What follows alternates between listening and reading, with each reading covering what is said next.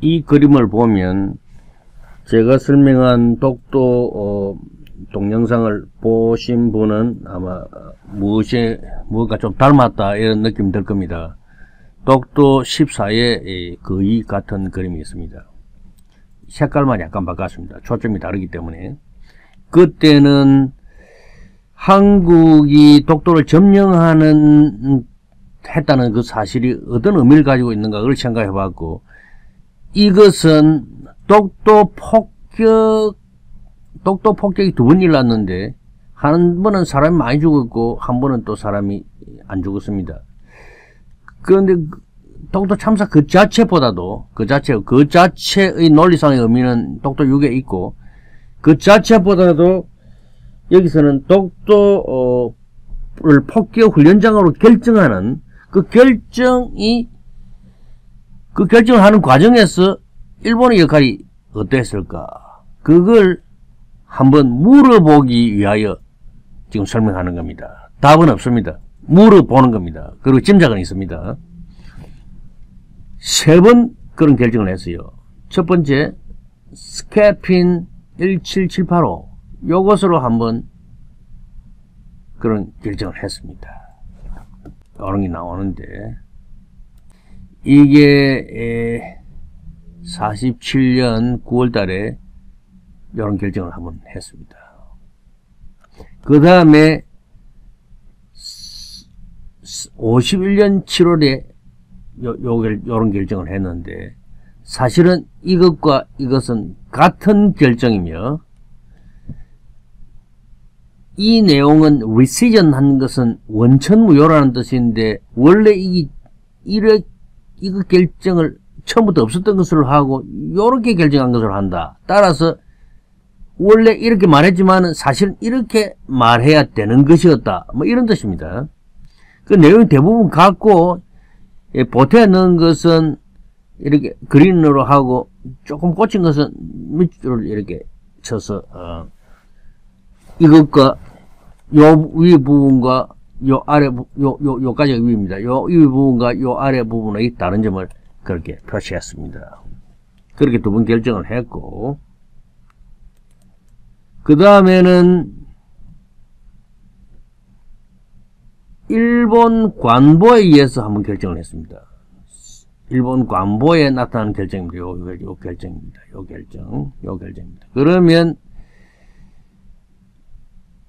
요거 좀 더 자세히 보면 이렇게 됩니다. 이 날짜가 여기 적혀 있습니다. 이때는 소화 27년이면 1952년입니다. 소화 27년 1952년 샌프란시스코가 조약이 발효되고 조금 지났을 때입니다. 그러면 하나하나 이제 결정을 이렇게 봐야 되는데, 타당성을 봐야 되는데, 우선 요거부터 한번 봅시다. 보면 처음에 47년에 이렇게 결정을 했다가, 아닙니다. 51년에 4년 뒤에 또 이런 결정을 했는데, 이래 하려다가 이래 했다는 걸 표시하기 위하여 먼저 결정한 그 밑에도 이런 표시가 있죠. 51년에 가서 이것은 없어지는 거다. 원천무효화가 됐다. 그 다음에 요 뒤에 결정문에도 앞에 언급을 하면서 이 결정으로 먼저 번 결정을 원천무효화한다. 뭐 이런 식으로 표현이 되어 있죠. 그러니까 어떤 법이 한번 만들어졌다. 그 다음에 또 그 법이 변경될 때는 이런 식으로 서로 레퍼런스를 하면서 그걸 명시를 해 줘야 됩니다. 이 명시를 해 준다. 이것은 독도 분쟁에서 잊어서는 안 될 중요하고 또 중요한 사항입니다. 그러면 이것은 어떤 문제가 있느냐? 여기에서는 나중에 일어날 요걸 명시했을 뿐, 요 이전에 이것과 관련되는 것이 무엇이 있는지 명시되어 있지 않습니다. 여기서 다른 스캐핀을 명시한 것은 후일에 일어날 2.160밖에 없습니다. 그런데 사실은 이런 것보다 더 중요한 이것과 직결되는 어떤 스캐핀이 있습니다. 스캐핀 10335죠. 이것은 한국에서 독도 연구하는 사람 모두가 알고 있습니다. 알고 있는 부분을 보면 일본 선박이나 그 선박에 타고 있는 인간은 12해리, 독도 12해리 안에 들어가지 마라. 선박도 못 들어가고 타고 있다가 그 해물치가 그 사람이 그 안으로 들어가도 안 된다 이 말이죠. 선박은 12해리 놔두고 밖에 놔두고 그 타고 있던 사람이 해물쳐서 갈 수도 없다 이런 이야기입니다. 그러니까 이것이 바로 메가드 라인이라고 하는데 메가드가 선을 그어서 독도를 하지중장의 관할, 즉 한국을 지배하는 하지중장의 관할로 넣었기 때문에 일본 사람들은 그 적군을 금지시켰습니다. 그렇다면 이 금지된 것을 요런 위반하여 이런 걸 만든다면 그것을 언급하고 그때 그런 것이 금지되었지만 요것은 그 금지된 상황과 모순되는 점이 있다. 그걸 표시를 해야 됩니다. 왜 모순되는 점이 있냐 하면은 일본인이 그게 얼렁거리지 않으면 한국 사람들이 얼렁거릴 텐데 실제로 한국 사람이 얼렁거리고 있었는데 여기는 한국 사람들에게 무슨 통보를 한다든지 그런 이야기가 없고 이 지령 자체도 하지중장에게 알려지지 않았습니다. 하지중장은 이걸 몰랐습니다.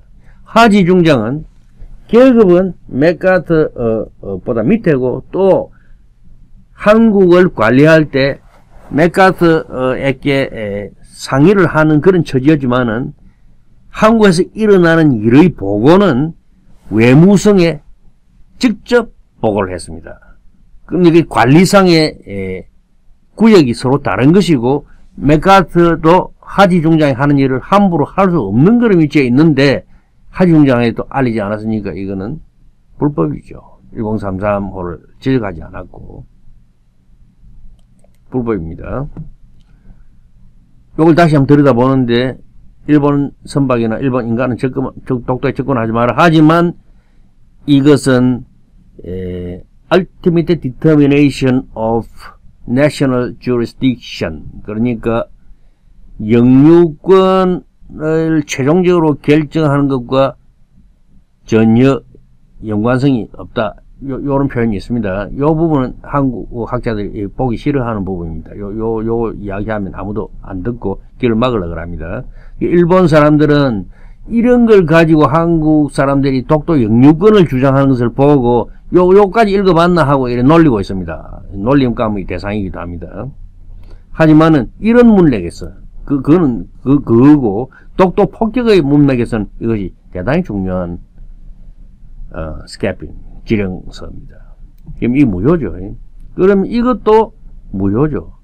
무효인 것을 보면 여기서도 1033 저기 안 돼 있잖아요. 그럼 이걸 잘못해서 고치려고자 하면 이거 1033 지적을 해야 되고 또 그 바람에 그 잘못된 지령 때문에 이게 독도 참사가 일어났는데 독도 참사가 일어났는데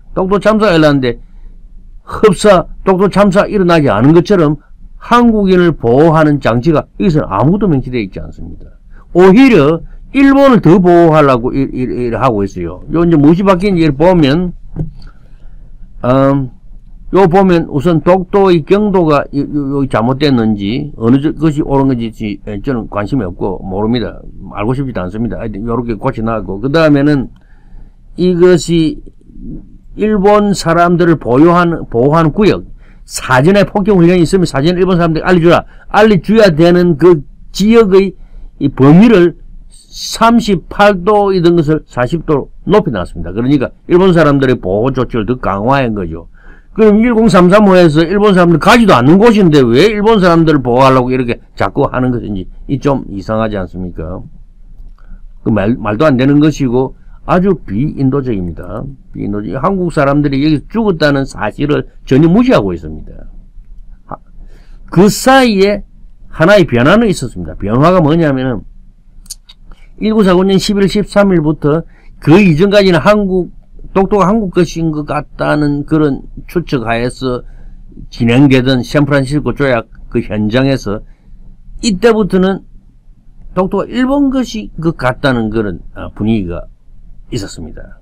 분위기가 있었지만 그 분위기를 타고 한국인들에게 다시는 지금 분위기가 바뀌었으니 한국 사람들이 얼렁거리지 마라 이런 통보를 해준 적도 없고 스캐핀 1033을 수정한 적도 없고 수정한 적이 없습니다. 이거 보면 이 밑에 붙은 게 아무도 없잖아요. 이 수정한 적이 없습니다. 요것이 없어진 거는 조약이 완전히 완성되고 나서 없어진 겁니다. 조약이 완성됐다는 건 요게 조약이 이제 완성이 됐습니다. 조약이 완성이 됐죠. 여기 보면 확정이 됐는데 양코섬은 누구인지 모르는 것으로 확정이 됐고 그렇게 확정됐다는 것은 독도 12번과 동영상 13 이게 두 개에서 찾을 수 있습니다. 세문화지고 미정으로 끝났습니다.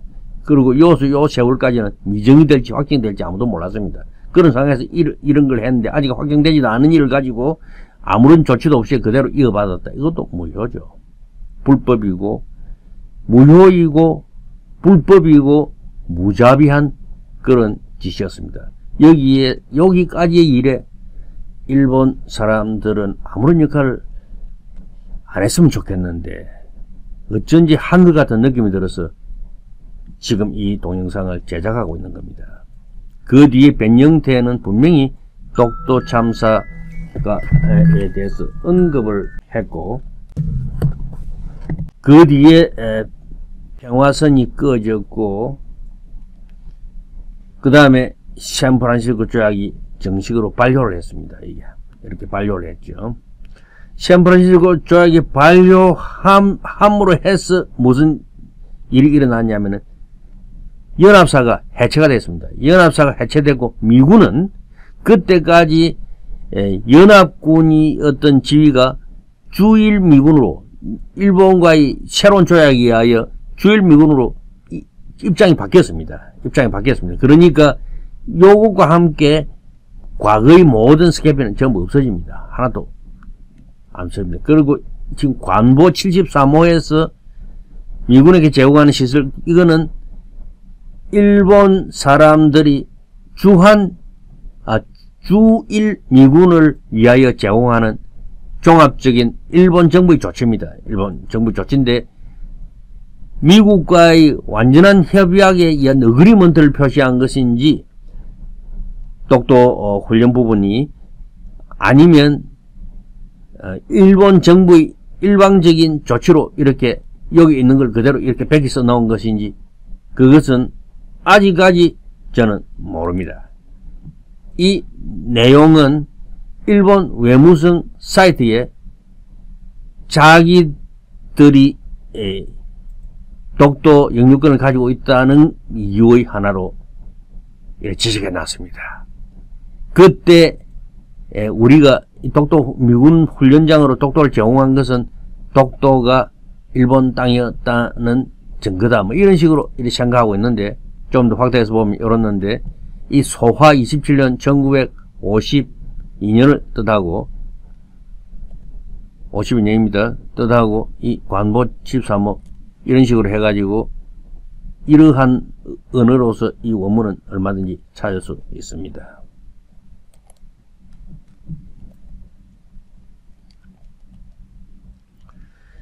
그 관보에 의하여 제2의 폭격이 이루어졌습니다.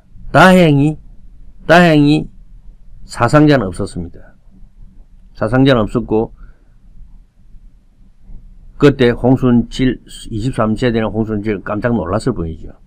그래서 홍순칠이 이제 독도 이용 수비대를 결성을 했는데 요 관보의 내용에서 우리가 주목할 점은 뭐냐면은 분명히 미군 훈련장에 대해서 일본인이 적어도 요때는 관여를 했단 말입니다. 적어도 요때는. 그러면 그 이전에는 관여하지 않았을까? 이제 의심이 생기는 겁니다.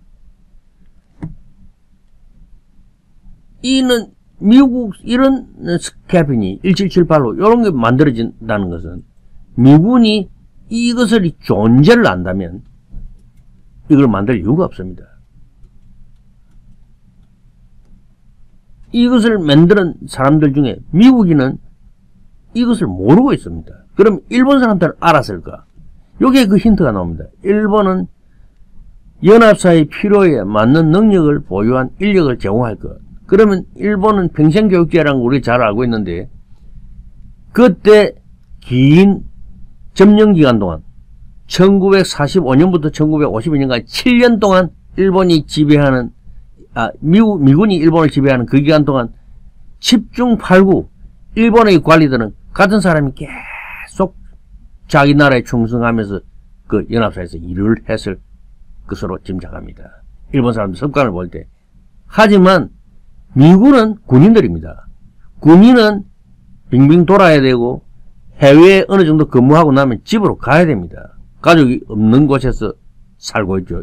거기 일본 그 같이 일하는 사람 중에서 일본인은 날마다 집으로 퇴근하는 사람이고 미군은 객지 생활하는 사람들입니다. 그러면 이 긴 세월 동안 일어난 일을 다 알고 있는 사람은 일본 사람이지 미군이 까닭이 없는 거죠. 그러면 요걸 만든 사람이 모르는 척하고 미군에게 요걸 제시했고, 사람이 때로 죽은데도 불구하고 모르는 척하고 또 요걸 만드는 데 관여했을 것이고, 바로 그 사람들이 또 요걸 만드는 데 관여하지 않았느냐 하는 이런 심각한 의문이 생기는 겁니다. 그러면 왜 이렇게 했을까? 독도 말고는 폭격훈련장에 합당한 지역이 없어서 그렇을까? 그런 것은 아니라고 봅니다. 장소가 없었다면 하지 중장에게 정식으로 요청을, 협조를 구하고 이런 걸 만들어야 되는 거죠. 그것은 지금 독도가 한국 것인가 보다 하고 이렇게 짐작이 되는 가운데 일본에서 온 작은 섬들 요걸 제출해서 일본 걸 하려고 노력했는데 안 되니까, 뜻이 안 되니까 폭탄을 퍼부어서 한국 사람들이 얼른 그를 쫓아내려고 했는 것인데, 쫓아내기만 한 것이 아니라 죽였습니다. 또 죽이려 했고, 그러나 아무 일이 없었다가 뒤에 가서 또 죽이려 했고 죽지 않았습니다. 이 일을 우리는 알아낼 필요가 있고, 일본은 이러한 이상한 조치로서, 이런 조치로서 자기네가 영유권을 가지고 주장하기 전에 이런 연속성에서 그 무자비함에 어떤 해명부터 해야 될 것으로 생각합니다.